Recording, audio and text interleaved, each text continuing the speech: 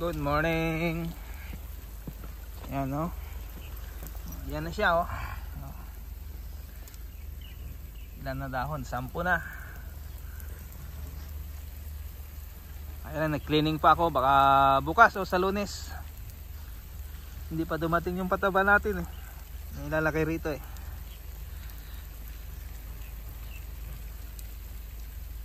Kasi umorder kahapon, wala naman dumating. Baka sa Lunes pa yun o kaya sa ano. O kaya baka sa Lunes o mamayang hapon kung darating, pero sa Lunes ko na yun ilalagay. Kasi tapusin ko muna yung cleaning ko dun sa garden tree.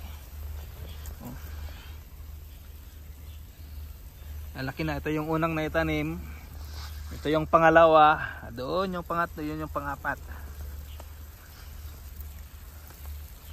Si apat na tanim ang ginawa namin dito para hindi sabay-sabay yung ano, yung harvest. Mauuna diyan, then pagpapatapos na yan, siyempre papunta rito ganun. Kasi hindi natin makayang ibenta yan ng isang araw lang o isang linggo yung lahat-lahat yan. Yan, dito tayo ulit para magpatubig.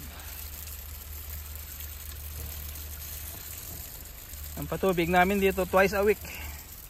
For every 3 days.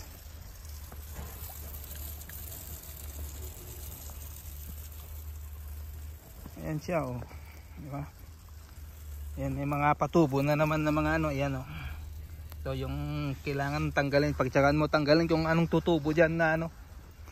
Kasi yan yung pupuntahan ng mga ibon kainin. Yung bagong sibol na ganito oh, yung papalabas pa lang siya. Tapos mamaya gagawing appetizer tong mga repolyo. Ito yung last na itinanim mo. Yan. Yan yung pangatlo. Ito yung last. Ayan, kita nyo, green na rin siya. Konti na lang yung purple niya. Oh. Ito na lang yung mga pinaka ano na lang ang natira.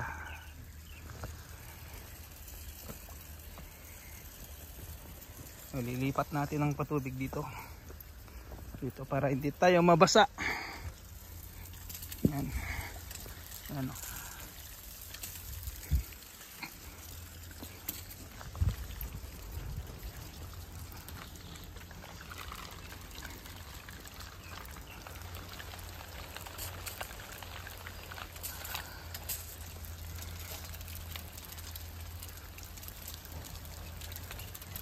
Every 3 days ang patubig ko nito.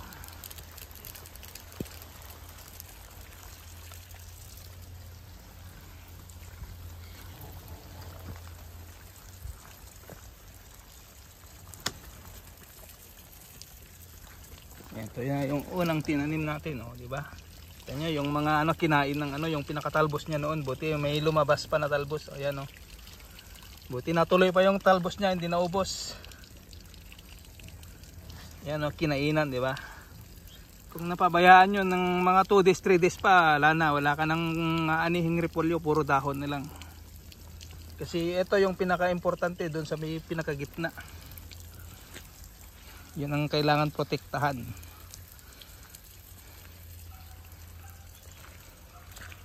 Di ba? Dito maganda rin o. Yung pangatlong tinanim eh o. Lalo pa yung gaganda pag nalagyan na ng pataba, lalong bibilis ang paglaki niyan.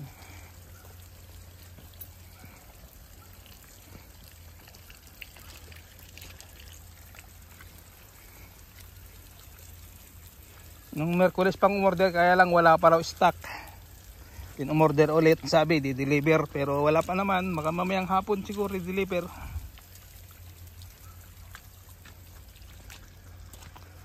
Yan lahat yan patutubigan natin. Kaya lang hindi ko na ipapakita sa inyo kung gaano katagal yung patubig. Kasi bali ang patubig ko ngayon tig 10 minutes yan. 10 minutes yan, 10 minutes kanina rito. Mamaya 10 minutes. Then after that, matapos ako magpatubig, punta na ako doon, magtuloy ko yung cleaning ko. Yung naka-live ako kahapon doon, di ba yung mga poste. Then di ko na pinakita yung paghila ko. Mamayang hapon ako doon. Kasi magpapatubig ako rito, magpapatubig pa ako doon sa garden 1. tutubigan ko na rin yun kasi parang baka sa Lunes baka meron na tayong maano doon, mapitas na pang ulam. Kasi yung 4 and 5 di na yun naharbesan. Puro reject na, saka magulang na. Kasi ready for cleaning na yun. Sprayan ko yun mamaya. Baka doon muna ako siguro pupunta pag dumating yung baka bumili si Mrs. ng gamot ng para sa damo. Sprayan ko na yan para madaling matuyo, ganyan no. Para safe, safe siya, pinaka safe siyang ano yan, linisan pag ganyan no. Kita mo kung anong meron diyan. Kasi pag maraming damo, yun ang delikado. Okay lang naman na nandun ang mga ahas, kaya lang pag natapakan mo kasi nangangagat talaga.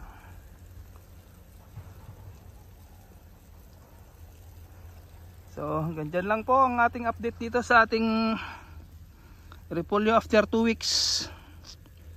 Diba 2 weeks na yan. Kasi panglimang ano na yan, panglimang patubig ko na yan every 3 days. So hanggat sa muli po.